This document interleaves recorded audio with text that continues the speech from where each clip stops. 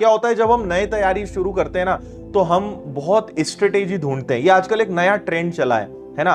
रणनीति ढूंढो, स्ट्रेटेजी ढूंढो, स्टडी प्लान ढूंढो, टाइम टेबल ढूंढो। कई लोग यूट्यूब पे यही सर्च करते हैं, best time table for SSC, best study plan for MPPSC, best strategy for Patwari SI. कुछ नहीं रखा यार। मैंने आज सुबह भी कहा था, आपको फिर मैं बोल रहा हूं, एक चीज हमेशा ध्यान रखिए, किसी को कॉपी करने से या किसी के एक पैटर्न से कि ऐसा कर लोगे तो सिलेक्शन हो जाएगा, ये बिल्कुल गलत है। आप किसी को कॉपी नहीं कर सकते, आप किसी का टाइम टेबल कॉपी नहीं कर सकते, आप किसी का स्टडी प्लान कॉपी नहीं कर सकते। आप सोचें कि वो ऐसे पढ़ता था, वो इतने घंटे पढ़ता था, वो इस सब्जेक्ट को इतना टाइम देता था, मैं भी उतना कर लूंगा तो सिलेक्शन हो जाएगा। ये आपकी बिल्कुल एकदम बहुत बड़ी वाली गलतफहमी है। याद रखिए, सबकी अपनी मेमोरी है, सबका अपना स्किल सेट है, सबकी अपनी क्वालिटी होती है, सबकी अपनी वीकनेसेस है। किसी को सुबह अच्छा लगता है पढ़ने में, किसी को दोपहर में, किसी को शाम में, किसी को रात में, है ना। कोई 8 घंटे पढ़ के भी 16 घंटे के बराबर पढ़ाई कर लेता है, कोई 12 घंटे पढ़ने के बाद भी 2 घंटे के बराबर पढ़ाई नहीं करता है। तो हर व्यक्ति अलग है ना। वो एक मूवी थी ना, एवरी चाइल्ड इज स्पेशल, हर व्यक्ति स्पेशल है। तो कभी भी किसी को कॉपी मत करिए। आप अपने आप को समझिए, अपने आप को जानिए कि यार मेरा सुबह क्या पढ़ने में मुझे अच्छा लगता है ना, मुझे दोपहर में क्या अच्छा लगता है, शाम को क्या लगता है, रात को। अपने हिसाब से कस्टमाइज करिए, अपने हिसाब से टाइम टेबल बनाइए, स्टडी प्लान बनाइए। एक बात समझ लीजिए कि आप 5-6 घंटे की क्लास अटेंड करते होंगे, आई गेस। आप ऑनलाइन पढ़ रहे हो, ऑफलाइन पढ़ रहे हो, विनर्स के साथ या जैसे भी। उसके बाद आपको क्या करना है, सबसे पहला फोकस आपका होना चाहिए कोर्स कंप्लीट करना। आपको कुछ भी इधर उधर नहीं देखना है। पहला एकमात्र टारगेट है कि अपना कोर्स कंप्लीट हो, है ना। जब कोर्स कंप्लीट हो जाएगा, क्योंकि जब कोर्स होता है तो हम आपको सब बताते रहते हैं क्या करना है, एक्स्ट्रा टाइम में क्या करना है। पहली प्रायोरिटी कोर्स कंप्लीट करना होता है ना।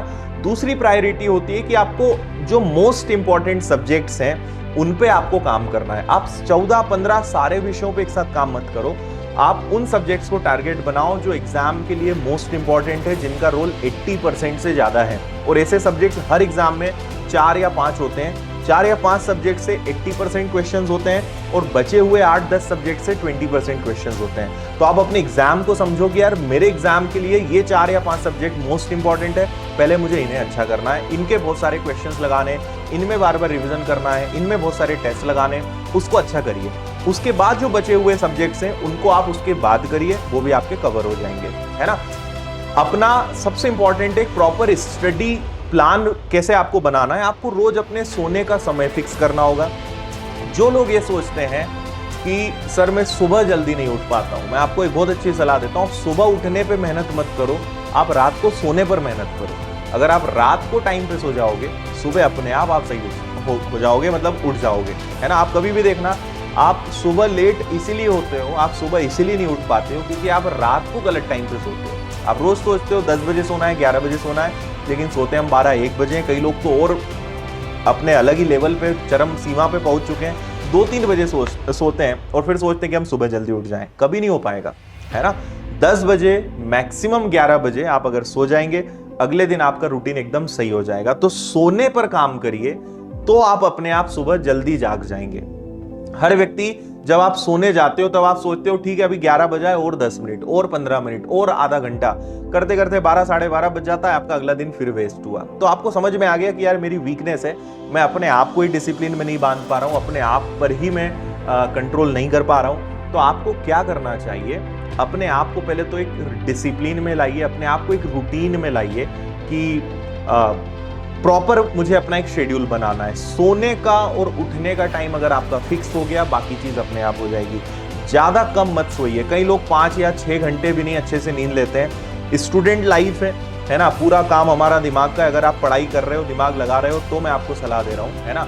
तो आपको कम से कम 7 घंटे की नींद लेना चाहिए, इससे कम नहीं होना चाहिए। बहुत मजबूरी है, कुछ कारण है तो अलग बात है, लेकिन आपको कम से कम 7 घंटे की नींद लेनी चाहिए। अगर आप इतनी नींद लोगे तो दिन भर आपको ना थकान महसूस होगी, ना आपको बोरिंग लगेगा, ना पढ़ाई बहुत सिरदर्द देगी, ना आपका ऐसा मन करेगा कि मैं सो जाऊं। 4-5 घंटे सोते हो, फिर दिन भर नींद वाला पूरा मौसम बना रहता है। तो नींद प्रॉपर लीजिए, दोपहर में अगर नींद आती है तो 15-20 मिनट की आपको नैप, सोना नहीं बोल रहा हूं मैं, दोपहर की नींद अलग चीज है और दोपहर में झपकी लेना, झपकी एक्चुअली दोपहर में ही ली जाती है कि आप 10-15 मिनट सो लो ताकि आपका माइंड रिलैक्स हो जाए। कई लोग सोचते हैं दोपहर में सोना गलत आदत है, बिल्कुल गलत आदत है। दोपहर में नहीं सोना चाहिए, दोपहर में झपकी लेना चाहिए और वो 5 मिनट की हो सकती है, 10 मिनट की हो सकती है, 15 मिनट की हो सकती है। लेकिन हमारे साथ समस्या क्या है, हम जाते हैं, भारतीय लोग झपकी लेने जाते हैं लेकिन वो नींद में कन्वर्ट हो जाती है। ये हमारी एक अलग ही प्रकार की कला है ना।